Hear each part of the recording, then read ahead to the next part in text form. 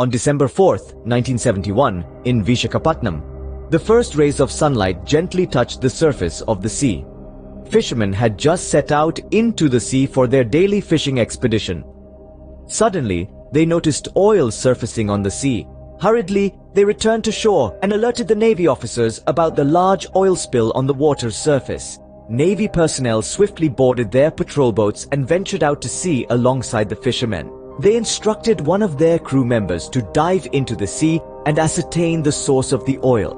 After 30 minutes, the diver resurfaced and reported seeing a massive submarine resting on the seabed. Initially skeptical, they sent another person to verify the presence of the submarine. Upon diving into the sea again, the second person confirmed the existence of a colossal submarine, approximately 300 feet long, submerged in the water and leaking oil. The Navy officers soon realized that the only submarine capable of such dimensions and traversing from Karachi to Visakhapatnam was Pakistan's Ghazi. In today's video, we will delve into the mystery surrounding the deadliest submarine Ghazi and how it sank in Indian waters near Visakhapatnam. Once upon a time in India, Hindus were in the majority in India. Muslims who were originally from the Middle East used to come to India and do business. That marked the beginning of the increasing Muslim population in India. Then, the Middle Eastern Muslim kings started to invade India and conquer a few kingdoms here, which increased the Muslim population even more than usual. That's how the Indian population diversified in terms of Muslims and Hindus. Initially, they were maintaining brotherhood towards each other, but as Britishers entered India, they started to divide them.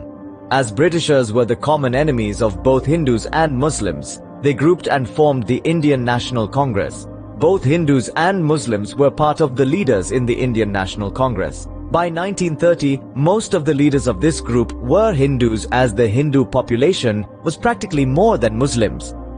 As the Muslim population was less, they required fewer leaders to represent them. However, some of the Muslim leaders with a thirst for power were unhappy about this situation. So, they used to feed the Muslims with hatred against Hindus, which would cause communal riots. This was the very first reason which started disturbances between Hindus and Muslims. This situation paved the way for the formation of a new group against the Indian National Congress, which is the All India Muslim League. The leaders of this group demanded a separate country for Muslims. Some of the leaders were looking to help the Muslim community by joining this league, while some were only joining because of their power thirst. These leaders even did not hesitate to protest and kill Hindus. Even Britishers were not able to stop this fight between the two communities. Britishers decided to partition India into two countries based on their religion. This decision was not very easy to implement. Muslims were in the majority in the east and west sides of India, while Hindus were in the majority in the remaining part of India. So, they decided to keep the east side of India with the Muslim majority as East Pakistan, and the west side with the Muslim majority as West Pakistan. After the partition, India became independent on 15th of August, 1947. Another problem surfaced soon after the independence because of this partition. There were some of the kingdoms in India that were under a few kings, which had to be diluted and merged into either India or Pakistan. Jammu and Kashmir was one such kingdom which was under King Hari Singh. He was a Hindu king, but the people who were in the majority were Muslims. Being a Hindu, he was skeptical about merging Kashmir with Pakistan, whereas Pakistan argued that Kashmir was a Muslim majority state and had to be merged into Pakistan rather than India. As King Hari Singh did not agree to this, Pakistan wanted to occupy Kashmir illegally and deployed their army troops to capture it. Being helpless, King Hari Singh asked for India's help. Seeing the situation of Kashmir, India only agreed to help if the king was ready to merge Kashmir into India. Hari Singh agreed to this proposal and signed the agreement to merge Kashmir into India. Hence, this was officially considered as the agreement of merging Kashmir into India. Soon after the agreement, India deployed their troops in Kashmir and could win back 2/3 of the Kashmir, while the other 1/3 was still with Pakistan. India was capable enough to get back the leftover Pakistan also, but the UN came in between this war and stopped India from getting the other part back.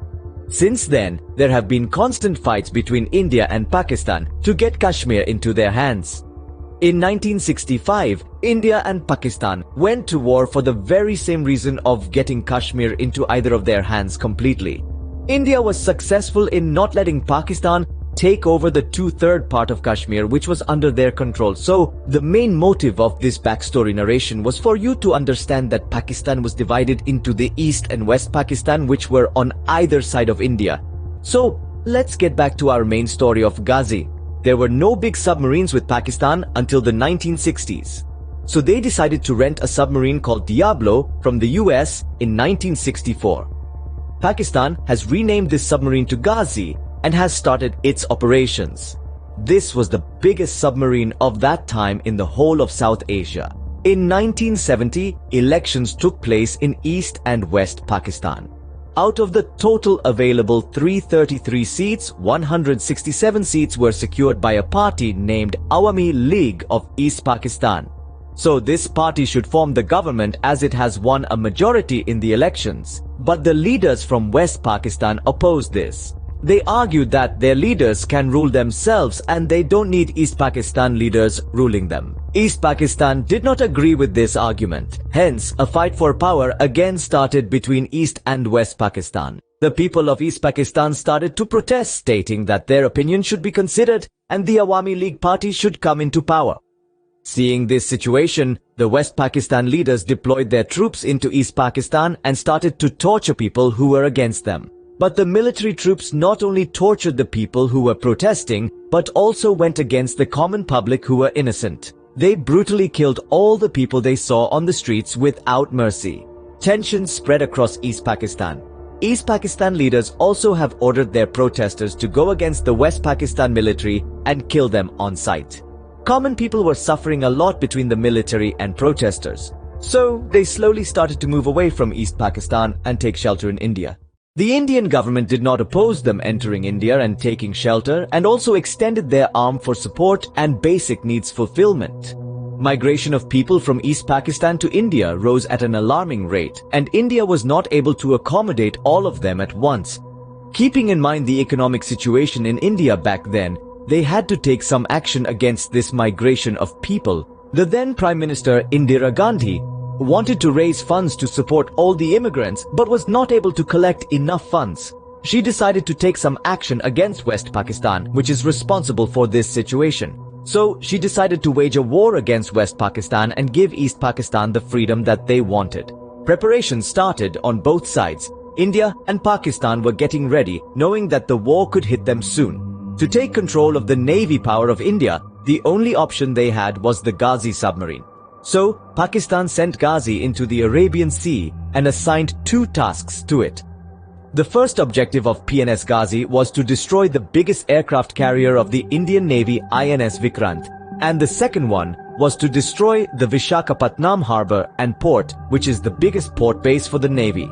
If the first objective had been successful, the Indian Navy would have been incapacitated, unable to launch any aircraft, leading to significant losses as INS Vikrant was the backbone of the Indian Navy. Similarly, if the second objective had succeeded, India would have suffered severe economic losses, making it difficult to engage in a war with Pakistan. Therefore, Pakistan's intentions were evident, and PNS Ghazi set out from Karachi with clear objectives. As PNS Ghazi slowly approached Sri Lanka, the Indian Navy became aware of its movements in the Arabian Sea. Meanwhile, INS Vikrant remained stationed in Visakhapatnam. Sensing the threat, the Indian Navy clandestinely relocated INS Vikrant from Visakhapatnam to the Andaman and Nicobar Islands, situated approximately 1200 kilometers away from Pakistan's intended target. Consequently, on December 3, 1971, PNS Ghazi arrived at Visakhapatnam only to discover that Vikrant was not present there. Unable to pinpoint the exact location of PNS Ghazi in the deep waters, the Indian Navy thwarted its first objective to destroy INS Vikrant. Nevertheless, determined to achieve some success, PNS Ghazi set its sights on the second objective, destroying Visakhapatnam harbor. However, from this juncture onward, the narrative diverges into two versions, leaving the events that followed shrouded in mystery. The first version that the Indian government released goes like this. INS Rajput, which is the Indian warship near the harbour, suspected the presence of Ghazi and started to bomb missiles into the waters. One of the missiles hit PNS Ghazi and destroyed the submarine. The second version of the story was released by Pakistan, stating that due to some technical issues in PNS Ghazi, one of the missiles of PNS Ghazi exploded in itself and caused self-destruction. There is also another story that Pakistan believes, which states that while PNS Ghazi was bombing its opponent, unfortunately, it came into the radar of its missile and caused its destruction. The neutral sources say that PNS Ghazi had many technical issues in the past, and there was a high chance of technical error while releasing a missile that could have struck the submarine itself and caused destruction. Therefore, PNS Ghazi met its demise on December 3, 1971. And was discovered by the Indian Navy the following day. Having lost communication with the Pakistani control base on December 2nd, Pakistan initially suspected that PNS Ghazi had been captured by the Indian Navy, prompting them to launch airstrikes in India. This action marked the beginning of the 1971 Bangladesh Liberation War officially. Lasting for 13 days, the war resulted in significant economic losses for Pakistan and the loss of half of its military strength. Ultimately, 90,000 Pakistani soldiers surrendered to India in East Pakistan. Acknowledging defeat, India demanded that West Pakistan declare independence from East Pakistan before releasing the prisoners, which Pakistan agreed to. Thus, East Pakistan gained independence and renamed itself Bangladesh. This event garnered immense respect for India and its military prowess. This concludes the story of PNS Ghazi. If you enjoyed our video, please like, share and subscribe to our YouTube channel.